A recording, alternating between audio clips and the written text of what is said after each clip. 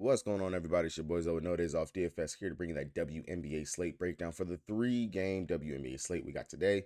Yes, there's 4 games on the dock, but one of those games will be a showdown slate. It'll be at 1 p.m. I might be able to go over, give you guys a little bit of tidbits and stuff for that, if I can get around to it. But other than that, we got 3 pretty decent games. I'll say the game of the night to me is going to be the Aces taking on the Sky. Angel Reese going up against Asia Wilson. That's pretty much the game of the day that I know I'm more excited for. And then, of course, late night hammer, we have the Fever taking on Seattle, coming off of their loss against Chicago, going up against one of the better teams in the league, seeing if they can definitely gel in and jam, going up against a vet team over there. So definitely going to be interesting to watch these 2 games that, of course, are players that are leading the league right now, currently for Rookie of the Year in voting and stuff. So really going to be some interesting games nonetheless. But either way, if you guys are new here, make sure you guys go ahead and hit that subscribe button so you guys don't miss any of the content I'm putting out over here on the channel. Drop a like on this video if this video or any of my other videos help you guys win some money.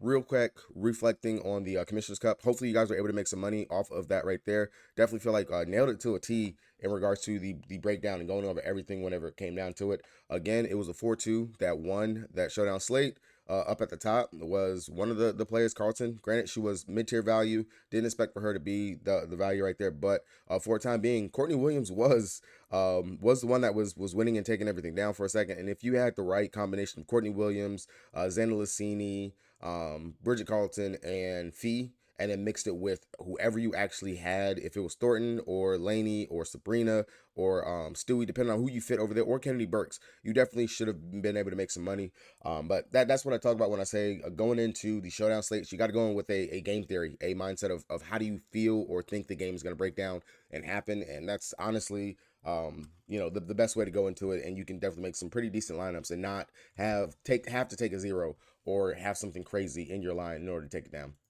But real quick, we'll go over the injury report for all 4 of the games. So if you guys are playing the showdown, I'll touch on the showdown real quick. I'll put some tabs down in the comment section so where you guys can be able to skip through, or in the what the heck is that description. I'll put the timestamps down there so you guys can skip through the video to find what you're looking for as far as the breakdown goes. But real quick, first game, Minnesota taking on Dallas. Miller, she was a game time decision. I seen that they were talking about that she's questionable, possible to play. Even if she's back, I really don't think that they would have her out there starting first. I think we will still see Carlton out there starting. And then if she starts, or even if she plays, I'd say maybe less than 15 minutes for her. Right now, the team, they're really gelling, really going. I find it hard that she would be able to come back and take Carlton's spot after how good they've been playing, really, with her in the starting lineup. Definitely helps space the floor a little bit better than what Diamond Miller was before she went down. Over there on Dallas side, biggest thing for them, we signed Odyssey Sims. She is back with the team. Odyssey, Odysseus, however you want to say her name. But she is back with the team. And then, of course, Brown, she's still outside too. Maddie, they're all going to be out. Natasha Howard back into the starting lineup. So we should still see Sheldon, hopefully, still in the starting lineup. I would hope that they are not going to move her. She's been playing pretty decent, brings a good punch, defensive side and everything. It was interesting that they went and they signed another guard, considering that I really feel like we have a decent number of guards over here for Dallas. We need more of the bigs. Is what I would think we would need, especially Big T's not really playing up to par. You need someone to fill in that small forward spot because we are really small right now whenever we're out there on the court, because you're not starting Billings. Billings would have, I think, bridged the gap at the small forward position, but they're not doing it. So definitely interesting that we brought in another guard. Granted, Sims, she has played with Dallas pretty much almost every year.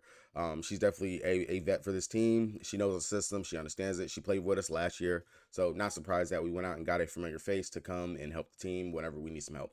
Over here, Connecticut Sun, biggest thing, AT popped up as probable for her ankle. Don't see any reason why she wouldn't play. AT's a hooper. She's going to go out there. Maybe this might take a couple of ticks down off of AT. Look more towards like a Bonner or something like that if you're really paying attention to that news right there. But other than that, not too worried about her being out there and playing for the day. And then over here, for Washington, Aaliyah Edwards, she was a full participation in practice yesterday, so I fully expect for her to play today. Don't think she's going to be out. But the biggest thing for them is that Carly Samuelson, she's going to be out now. She, guess, dislocated a finger or something like that last game. So she's going to be missing some time, not going to be back until after the Olympic break. Same thing for Sykes. Neither one of them are going to be back. And then Austin, she's going to be out. So really interesting. They're losing some of their shooting. I am not 10,000% sure Misha Hines Allens will be in the starting lineup. Definitely will be questionable to see if she is. We'll have to pay attention to starting lineups and things like that when it comes out for if Misha is starting or if she's coming off the bench or not. But interesting to see what they actually do right there. For Las Vegas Aces, Bell, not really worried about that. Chicago Diamond, she's always on the injury report, but she should be able to play. And then over here for Indy, two big things for them. Dantas, she's not on the injury report anymore. She's back. She practiced with the team over these last couple of days, so she's good to go. Wouldn't be surprised if she mixes in some minutes. Same thing for Fag Bentley. Fag Bentley, she practiced with the team. She's back. So Nalissa, you back on the chopping block. You back on the chopping block, bro.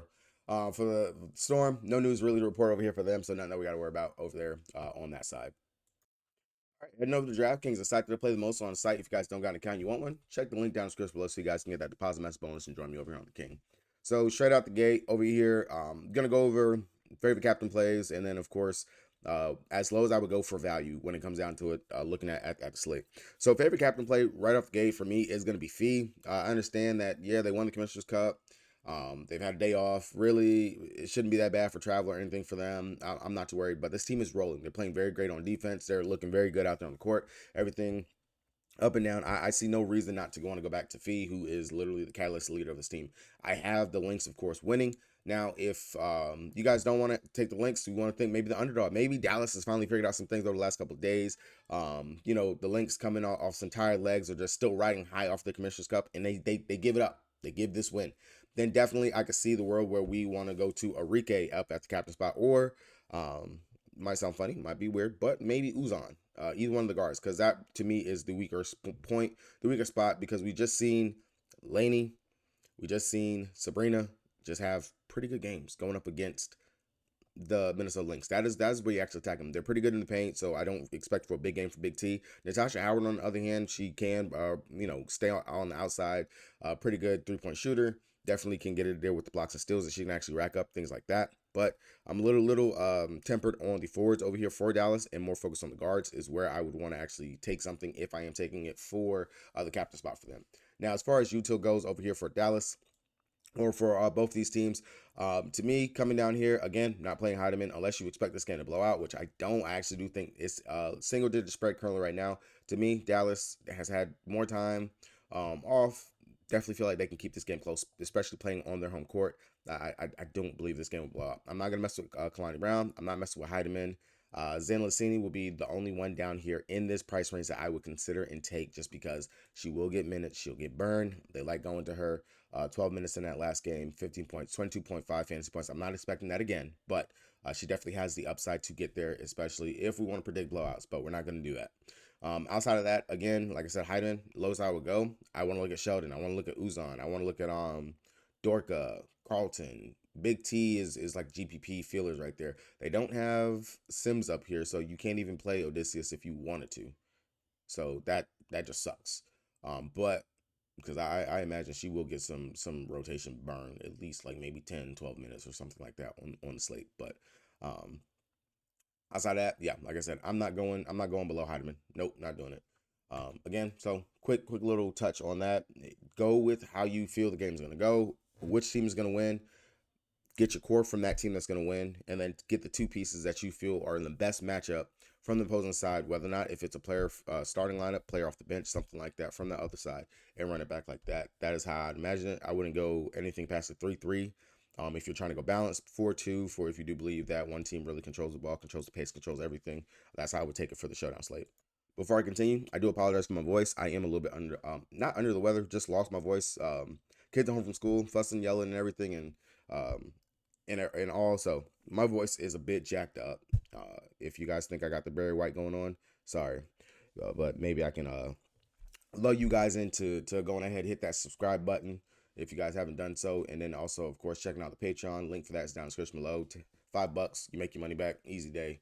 Go ahead and jump on the ship. All right, first game starting out, we got Connecticut taking on Washington. When you look at it, of course, we know this team is led by the catalyst of AT. If magically AT was to miss, I really don't even understand or know what this team would do with AT out there. I know that Carrington, her production should go up. Bonner, you would imagine hers would go up.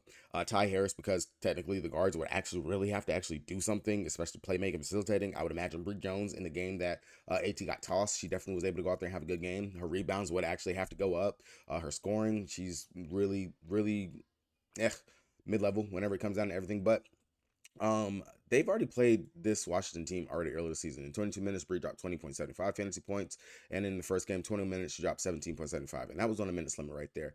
I don't mind going down to Bree if AT was to somehow be limited, hampered, or anything like that. Still, 83 price tag, Bree.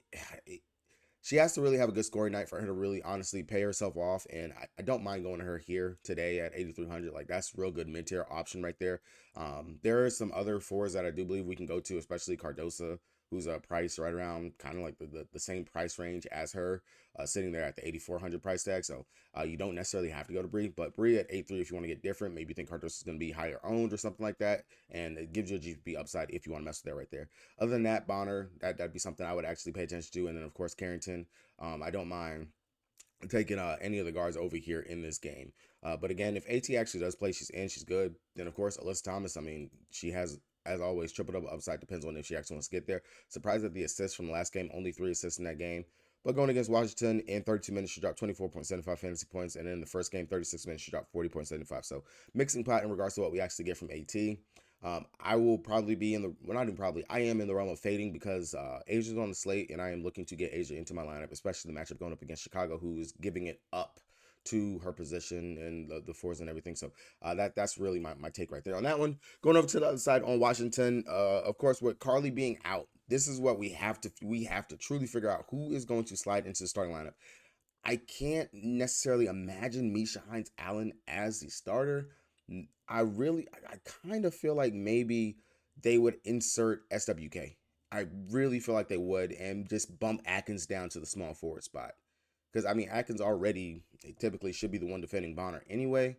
Misha, to me, would be way too freaking slow out there she would have to, like, literally body out Bonner if she wants to really get anything going. So, really interesting on how they're going to actually work this and go about this for Washington. So luckily it's the first game. We should have the starting lineup and everything and get some clarity for that. But outside of that, Atkins at 9.4, I do think she's a bit too much for me on today's slate, especially when I have Seattle guards on the slate where I can go get Skylar Diggins-Smith, and they kind of have the same.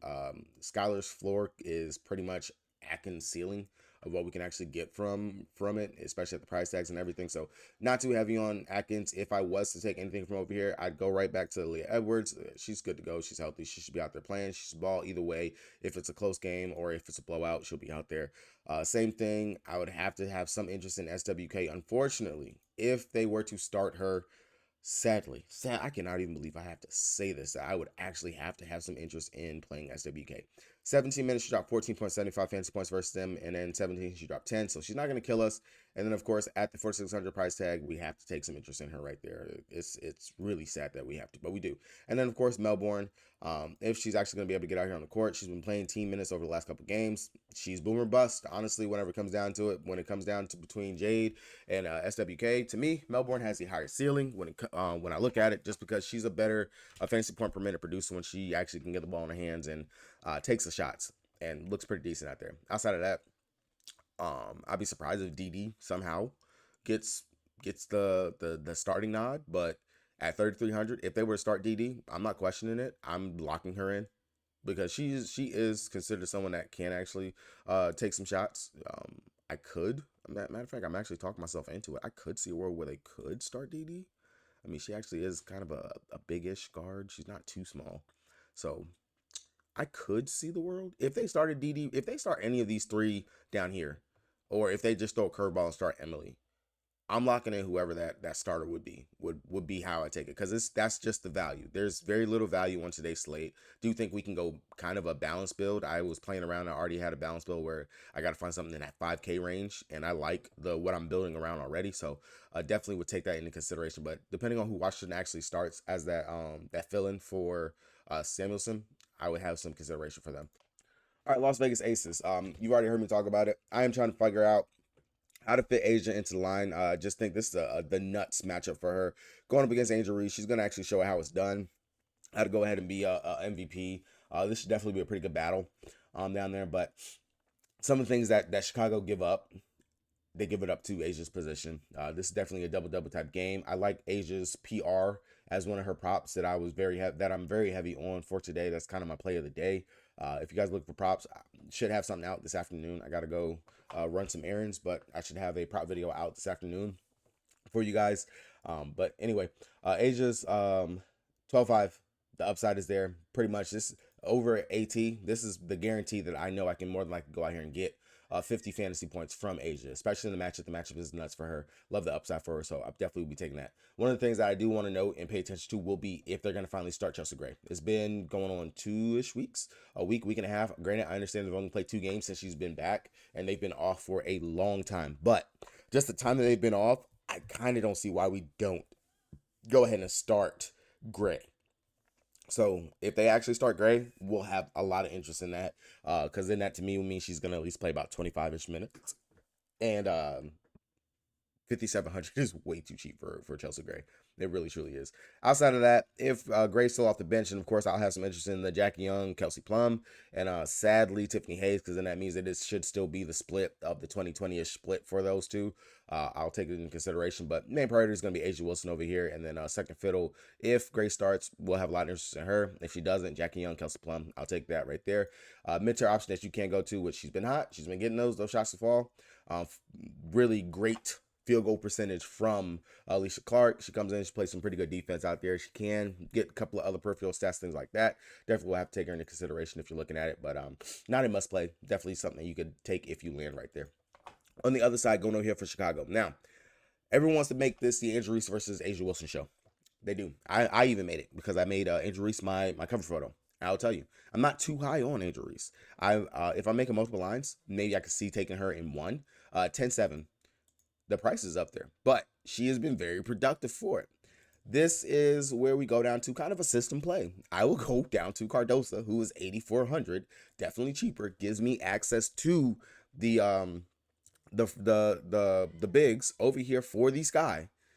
The better, well, I'm not gonna say she's better, but she has the rebound matchup going up against Stokes, who really isn't the greatest rebounder out there right now. She can get those putbacks, she can get those things like that, and she can also go out there and give me a couple of blocks if she wants to.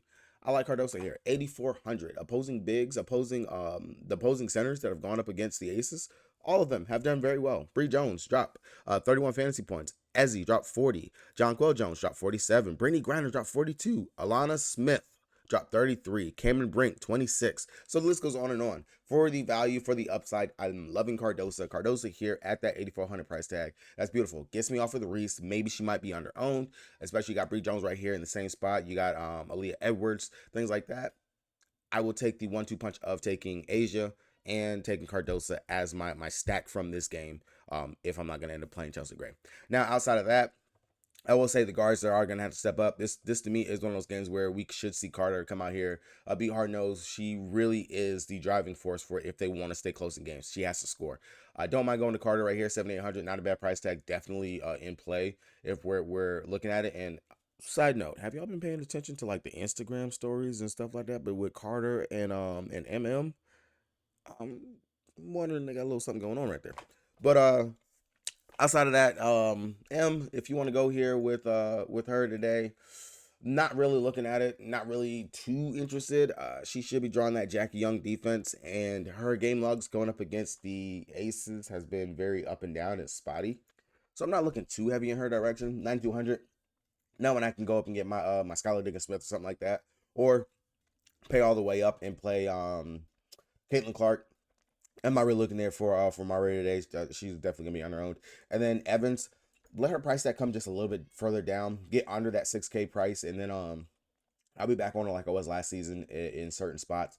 But 6,200, not really gonna go there. I could see if someone gets themselves in the foul trouble, Lindsay Allen's not playing too hot, maybe they run with Evans, let her come out there and get some burn, but not really looking there, not too necessarily on my radar for today.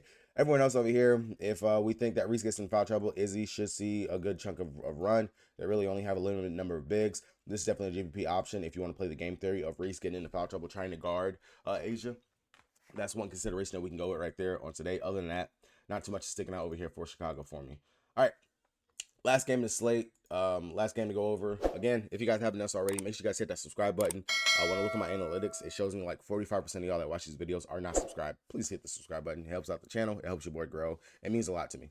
Going over to Indy, coming off of the loss, it was a nail biter. They were up by like 15, and they threw that game away. They truly threw the game away.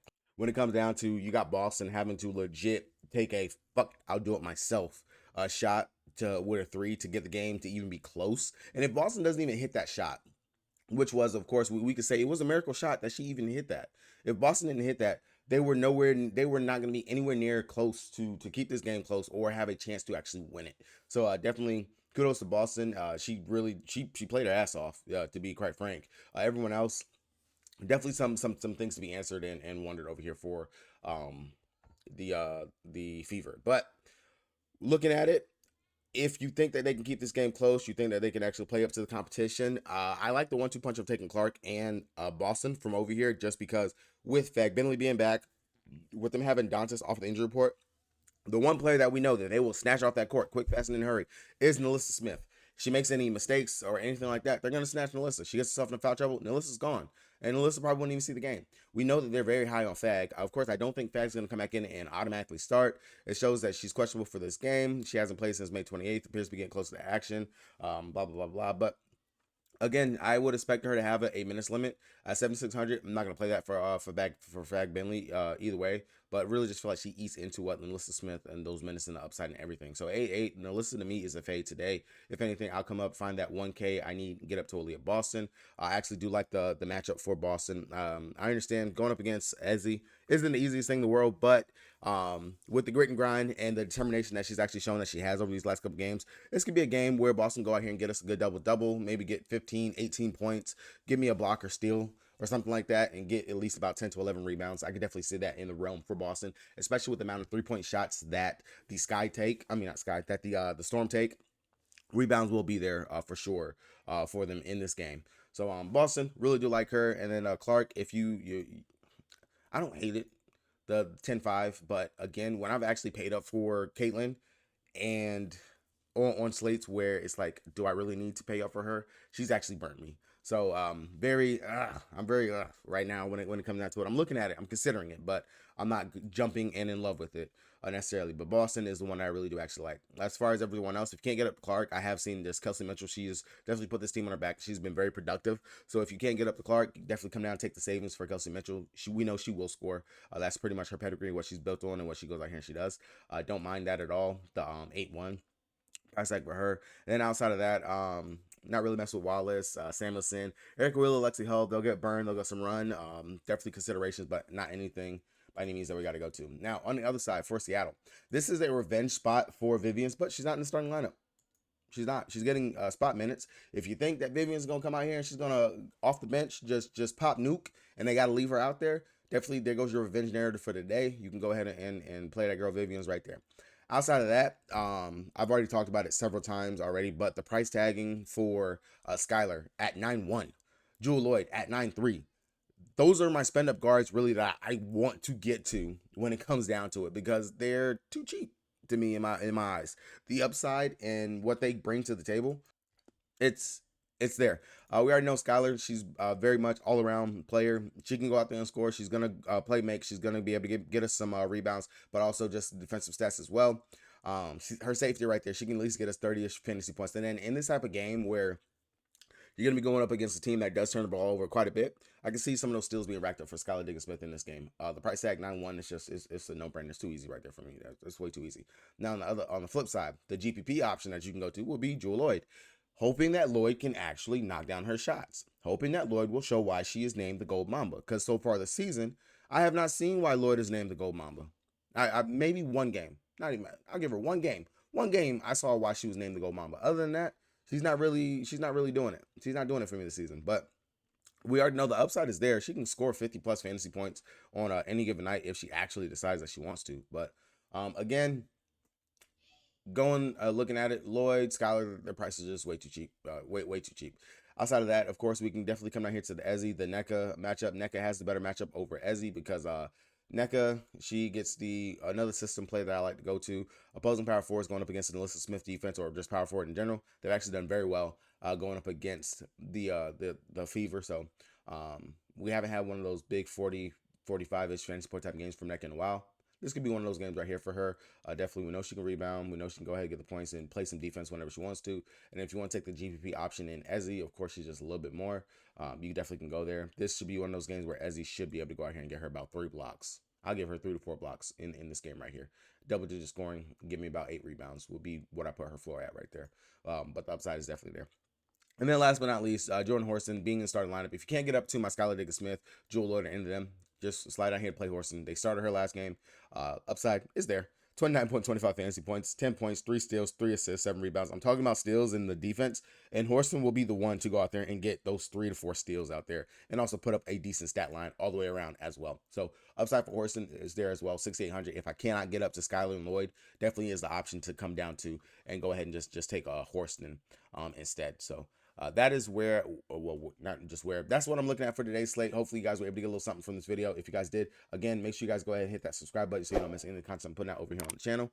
And if you guys are looking for my player pool, my cores, or my bets, anything that I'm putting out for the day, check the link down in the description below for the Patreon as well. Hopefully you guys cash out on today's slate. See you guys tomorrow for another breakdown. Peace.